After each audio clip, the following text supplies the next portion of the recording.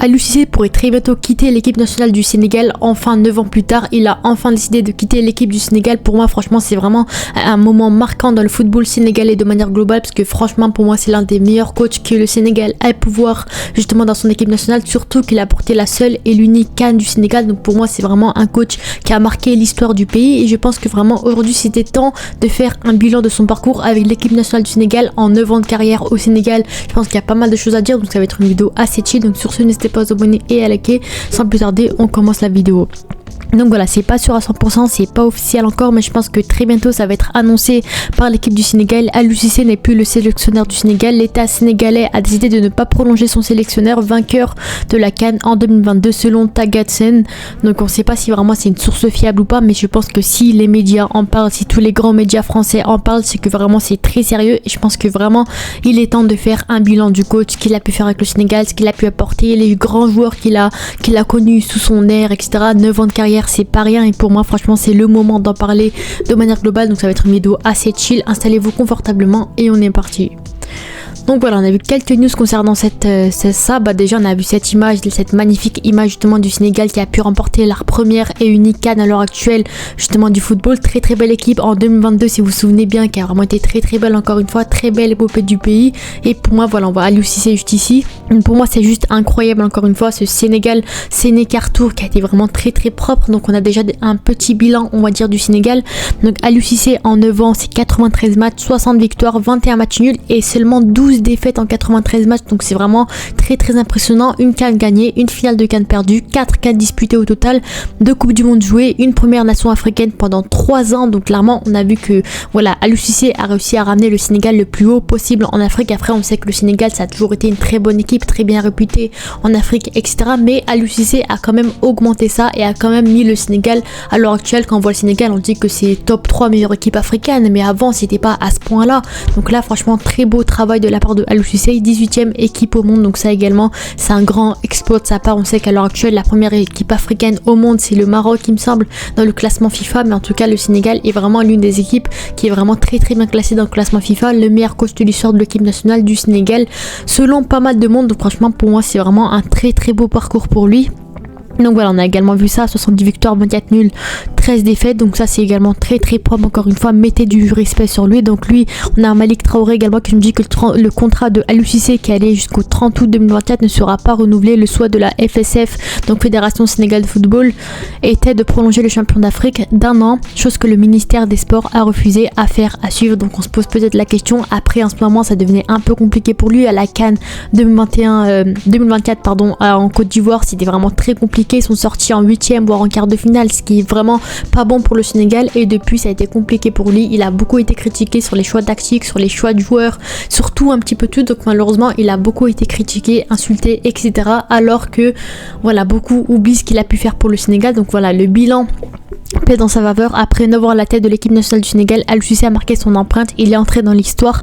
Les chiffres avec les Lions suffisent pour qu'il soit défendu. Par contre l'État en a décidé autrement, la page est close. Donc on connaît pas vraiment les raisons. On sait que la FSF, la Fédération Sénégalaise de Football, a voulu le garder, a voulu le conserver et le prolonger, mais malheureusement l'État, carrément le président, etc. ils sont intervenus pour dire que non, ils ne veulent pas garder le sélectionneur. Donc pareil, on a vu les stats, c'est vraiment très très propre. Donc respect éternel à Aliou Cissé, critiqué pour son style austère. On sait que son style de jeu, ses tactiques sur le terrain, ses compos, etc. C'était compliqué, il se faisait beaucoup critiquer avec ses compos un peu farfelus, des latéraux attaquants, des buteurs très mal placés, etc. des milieux de terrain, etc. Mais voilà, en soi, il nous a apporté les résultats et c'est ça qui compte vraiment. C'est pour ça qu'on met vraiment une marque de respect sur ce coach-là. Il a apporté de la discipline et nous aura habitués à la gagne. Donc on sait que le Sénégal, comme je vous l'ai dit, depuis qu'il est arrivé, vraiment il a fait une différence au Sénégal, et vraiment c'était une équipe qui était habituée à tout gagner, une équipe vraiment très professionnelle avec de très bons joueurs, voilà vraiment un style de jeu vraiment assez particulier et qui fonctionnait très très bien, surtout aux yeux de l'Afrique de manière globale. Donc voilà, 2 qualifs en Coupe du Monde, 2 finales de CAN de suite, dont le sommet en 2022, d'excellents résultats, hormis l'échec de la CAN 2024, respect coach. Donc comme je vous l'ai dit, malheureusement ce qui a un peu fait pencher la balance, je pense que c'est vraiment la CAN 2024 où vraiment ça a été compliqué, c'était la totale désillusion malgré le fait qu'ils aient ouvert le score contre la Côte d'Ivoire, vous savez très bien, vous vous souvenez, etc. Mais voilà, depuis c'est devenu compliqué on va dire. Après 9 ans à la tête du Sénégal, Aliou Cissé n'est plus sélectionneur des Lions de la Teranga. Donc pareil, le bilan pareil, ils ont pas voulu le prolonger, plus sélectionneur. Donc voilà, c'est un peu les news qu'on a pu voir de Aliou Cissé. Donc clairement, on voit que son bilan est vraiment très très propre côté sénégalais et ça c'est vraiment une chose à vraiment respecter encore une fois. Donc quand on voit un peu son palmarès qu'il a pu offrir, le palmarès total du Sénégal, dont ce qu'il a pu offrir à Aliou Cissé, on voit que compétition mondiale, bon, il a pas fait grand chose en Coupe du Monde, même s'il a quand même réussi à se qualifier, ce qui est déjà une chose importante. Surtout dans les compétitions continentales, on voit qu'il y a une différence. Coupe d'Afrique des Nations, vainqueur seulement en 2021. Et qui était le coach? C'était bien sûr Aliou Cissé, finaliste en 2019. Qui était le coach? Aliou Cissé. Donc clairement, l'histoire de la CAN, il l'a clairement marqué. Et c'est pour ça qu'à l'heure actuelle, c'est vraiment l'un, voire le meilleur coach de l'histoire du Sénégal de manière globale. Surtout 9 ans de règne, c'est vraiment un coach qui a vraiment assuré, qui s'est imposé, qui a assuré son style de jeu, qui a connu pas mal d'ascensions de joueurs, pas mal de prime de joueurs, notamment Sadio Mané. Vous vous souvenez que voilà, 2015-2024 c'est pas rien, donc clairement il a connu quasiment toute l'ascension de Sadio Mané, de grands joueurs, des Kalidou Koulibaly, des joueurs comme ça qui sont vraiment très très bons encore une fois. Et voilà, la CHAN également qu'ils ont remporté, mais c'était pas Aliou Cissé, mais en soi globalement il a vraiment marqué l'histoire encore une fois. Coupe Kosafa, pareil, c'est pas voilà, c'est pas un truc de fou, mais en tout cas on voit que niveau palmarès il a vraiment assuré quelque chose, assuré des bagages au niveau de la CAN, ce qui est vraiment important. Quand on voit également les derniers résultats qu'on a pu voir éliminatoires à la Coupe du Monde par exemple, pour celle de 2018, donc on a vu qu'il a déjà fini premier de son groupe devant du Burkina Faso, du Cap-Vert et l'Afrique du Sud, donc c'est pas rien du tout. Donc clairement dès le début, depuis qu'il est arrivé, c'était déjà vraiment très très propre encore une fois. Éliminatoire de la CAN, bon, pas besoin d'en parler. Pareil pour la CAN, il est arrivé en 2015 on va dire, on va prendre la CAN de 2017, donc c'était pas impressionnant, il a quand même fini premier de sa poule. Pareil pour la CAN 2019 où là il a fini finaliste, il a fini deuxième derrière l'Algérie, les futurs finalistes, mais en tout cas c'était plutôt intéressant également. 2022 également, il a fini premier devant la Guinée, le Malawi, etc. Où c'est là il a même gagné la CAN, hein, on l'a vu, voilà. Le Sénégal, ils ont gagné contre la Guinée équatoriale 3-1, contre le Burkina Faso 3-1 et contre l'Égypte au tir au but 4-2. Donc clairement là ça a vraiment marqué l'histoire du Sénégal. Et 2024, c'est là où c'était un peu compliqué. Certes en phase de groupe ils ont gagné tous leurs matchs, ils ont écrasé le Cameroun, la Guinée et la Gambie. Franchement ils ont écrasé leurs adversaires et pour moi à ce moment là je pensais clairement que le Sénégal allait regagner une CAN tellement ils ont été impressionnants encore une fois. Mais c'était après que c'est devenu un peu plus compliqué avec des blessures, des stratégies un peu différentes. Donc on voit déjà que contre le Mali c'était un peu compliqué. Ils ont ça c'était la Côte d'Ivoire plutôt. Le Sénégal on va dire en huitième de finale, voilà, ils sont sortis en huitième de finale contre la Côte d'Ivoire. C'était vraiment très très compliqué au tir au but et c'est là que vraiment c'était la désillusion. Tout le monde s'est énervé contre Aliou Cissé, la stratégie n'est pas bonne, voilà, c'était compliqué, les joueurs n'étaient pas en grande forme, Sadio Mané c'était pas sa meilleure CAN non plus, donc franchement pour moi c'était un peu compliqué. C'est beaucoup fait critiquer Aliou Cissé, mais pour moi franchement on va dire c'est une étape à passer, c'est un entre guillemets à oublier, même si une CAN ça s'oublie pas, mais je pense que vraiment il faut passer à l'étape supérieure. Après en juin, les matchs en juin etc, les derniers matchs qu'il a pu faire c'était également un peu compliqué, hein. On va pas se cacher. Également à la Coupe du Monde il était vraiment très propre, voilà, il a fini deuxième de son groupe à la Coupe du Monde derrière les Pays-Bas, devant l'Équateur et le Qatar, l'organisateur, donc clairement c'était également très très propre encore une fois. Donc le Sénégal on va dire en huitième de finale ils ont perdu malheureusement contre l'Angleterre, mais au moins c'est un exploit le fait qu'ils se soient juste qualifiés en huitième de finale. Certes ils se sont fait écraser par l'Angleterre qui avait vraiment une magnifique équipe, mais pour moi franchement le Sénégal a vraiment marqué l'histoire également, donc c'était vraiment également très très impressionnant. Donc quand on revient un peu sur les compos, l'aspect stratégique de Aliou Cissé qui est souvent critiqué, donc il a souvent joué avec un 4-2-3-1, donc pour moi franchement c'était vraiment de très belles compos avec des joueurs plutôt marquants. Donc Cheikh Kouyaté qui a vraiment marqué l'histoire du Sénégal, qui était vraiment très bon, Gomis également, Youssouf Sabaly, voilà, vous vous souvenez un petit peu, c'est pas les pépites qu'on a à l'heure actuelle. Sadio Mané qui était toujours entre guillemets à son prime, qui était vraiment très bon, ça c'était la première désillusion du Sénégal, ils sont arrivés en finale etc. Mais le but c'était une sorte de contre son camp de son défenseur un peu bizarre on va dire, et il s'est fait lober Gomis etc, donc c'était un peu compliqué, mais clairement le Sénégal était quand même à deux doigts de remporter ce match là ou de faire match nul. Malheureusement ça a été compliqué, ils n'ont pas trouvé les occasions. On a vu que le Sénégal était largement dominant sur l'Algérie dans ce match là, possession de 63%, donc pour vous dire à quel point que Aliou Cissé stratégiquement était quand même supérieur à Djamel Belmadi, et ça c'est vraiment une chose à retenir. Certes ils ont perdu, mais au moins on a vu que clairement le Sénégal n'était pas là pour rigoler, ils étaient là vraiment pour se donner à 100% et pour vraiment faire quelque chose, parce que franchement pour moi ce match là ça a été vraiment compliqué pour le Sénégal parce qu'ils étaient dominants, mais malheureusement ils n'ont pas trouvé les occasions. Ensuite la finale en 2022, la fameuse finale avec cette victoire tir au but 4-2, donc clairement très très propre encore une fois. On connaît l'Égypte, Mohamed Salah etc, très très belle équipe. Enfin à l'époque surtout, ils avaient gagné pas mal de CAN, ils étaient vraiment imbattables. Mais là depuis les années 2010, on a vu que ça a un peu régressé. Même si ça restait toujours une équipe vraiment très très bonne. Pareil en 4-3-3 cette fois-ci, avec des Ismail Assar sur le côté droit, Sadio Mané, Idrissa Gueye, Nampalys Mendy, Cheikhou Kouyaté qui est toujours présent, Kalidou Koulibaly, Bouna Sarr. Vraiment très très belle équipe encore une fois. Et c'est pour ça notamment que je pense que le Sénégal a vraiment pu faire quelque chose dans cette CAN, puisque vraiment leur équipe était vraiment très très belle. Après heureusement, Aliou Cissé a eu entre guillemets la chance, parce que la chance ça n'existe pas vraiment, mais il a eu la chance on va dire de vraiment avoir des joueurs vraiment très très sérieux, de très bons joueurs, des Sadio Mané qui était à son prime à Liverpool, Southampton, tous les clubs qu'il a pu faire, vraiment des joueurs qui a marqué l'histoire du Sénégal.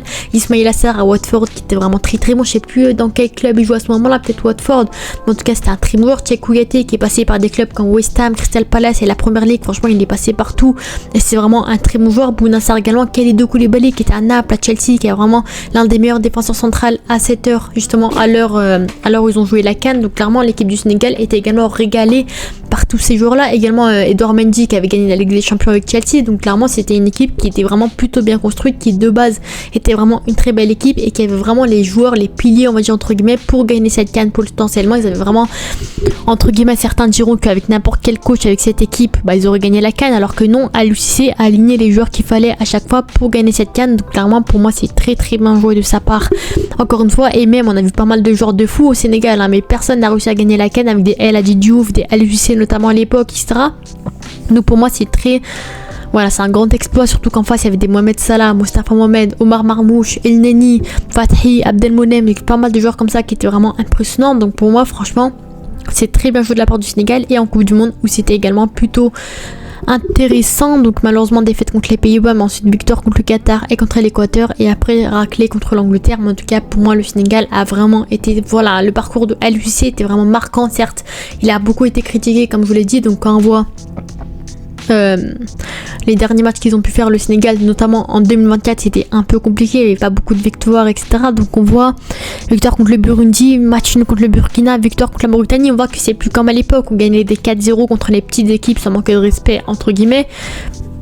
Donc le Congo un partout, voilà, 1-0, 3-0.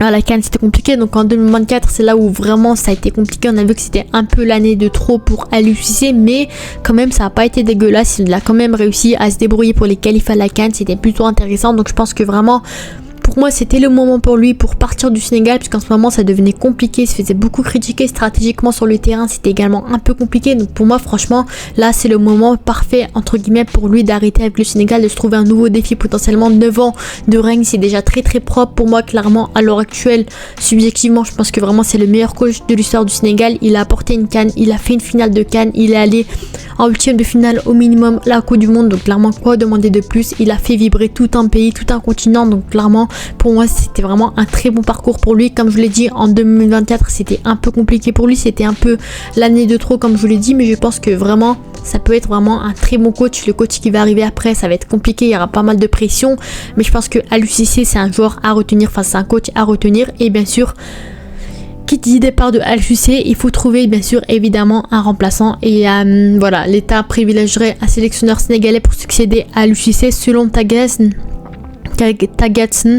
votre préférence, certains parleraient des Pape Thiaw, de Habib Beye et de Omar Daf. Donc on va essayer de voir un petit peu qui ils sont, on va essayer de voir un petit peu quel est son parcours en tant que coach. Donc il a que 43 ans, donc c'est un coach plutôt jeune, il est passé par quelques clubs plutôt intéressants, ça n'a pas été un très grand joueur, mais en tout cas en tant que coach il a fait vite fait quelques équipes du Sénégal, dont l'équipe B du Sénégal. Donc pour moi niveau expérience c'est un peu compliqué, j'ai l'impression que voilà il connaît pas vraiment encore le championnat, la Coupe d'Afrique, etc. Donc pour moi c'est un peu compliqué, mais on voit qu'il connaît l'équipe B du Sénégal, donc il est déjà assez proche de l'équipe nationale. Après voilà, 6 victoires, 3 nuls, 4 défaites pour le Sénégal, c'est un peu décevant, donc à voir. Mais en tout cas je pense que pour moi c'est pas le coach idéal, après à voir en tout cas.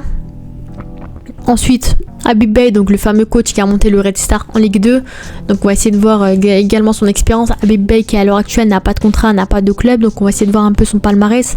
Il a fait que le Red Star pendant 3 ans, donc voilà, à voir également. Il connaît que l'expérience française, que l'expérience en club, il a ni fait équipe nationale, il a ni fait équipe nationale, ni fait le Sénégal, donc voilà, il est passé en équipe nationale du Sénégal, etc. Mais voilà, un peu compliqué également. Et Omar Daf également, donc à mon avis J'ai mis que Omar Daf coach. Donc on va essayer de voir également ce qu'il a pu faire. Il est passé par Sochaux Montélimar, Dijon et Amiens, donc que des clubs de national ou de Ligue 2. Donc pour moi c'est que 3 coachs inexpérimentés qui sont vraiment très jeunes, qui viennent commencer leur carrière de coach. Ensuite à voir, parce que l'UCC n'avait pas vraiment d'expérience également en équipe nationale, etc. Et pourtant il a quand même réussi à faire quelque chose avec cette équipe du Sénégal. Donc à voir, on va pas déjà voir comme ça, on va pas déjà dire ils servent à rien alors qu'on connaît pas ce qu'ils ont pu offrir avec le Sénégal. Pour moi on peut tester au pire des cas peut-être un Pape Thiaw qui pour moi peut être intéressant, peut-être Habib Beye, etc. Mais voilà, à tester. Après, bien sûr, il y a d'autres coachs, ils ont largement le temps pour trouver un remplaçant potentiellement. Entre temps, il y aura un intérimaire, un coach remplaçant, etc. Mais je pense que vraiment, il faut vraiment trouver le coach idéal. Ça va être très très compliqué de trouver un autre coach à la hauteur de l'UCC, mais je pense que vraiment, ils ont les qualités. Tous les coachs sont intéressés par entraîner le Sénégal, donc j'ai vraiment hâte de voir ça. Mais en tout cas, dites-moi vous avez en commentaire. Sur ce, c'était le bilan de l'UCC avec le Sénégal. Dites-moi vos avis. Voilà, il a connu pas mal de joueurs intéressants, des Kalidou Koulibaly, des Tchèques, Doucouré, attends, j'ai oublié son nom, des milieux centrales, attendez, je regarde juste. Tchekou Kouyaté qui était vraiment très très bon, des Sadio Mané qui l'a connu à son prime, des Ismaïla Sarr et pas mal de joueurs comme ça. Donc voilà, c'était plutôt intéressant. Ça a été vraiment, il a fait éclore des joueurs comme ça ici, il a gagné la CAN, il a fait une finale de CAN. Franchement, c'est un coach plutôt intéressant. Comme je vous l'ai dit, pour moi, de A à Z, ça a été vraiment un très bon coach. Après, stratégiquement, c'était un peu à revoir par rapport notamment à la dernière CAN qu'il a pu faire. Sur ce, on dit à la prochaine. Ciao.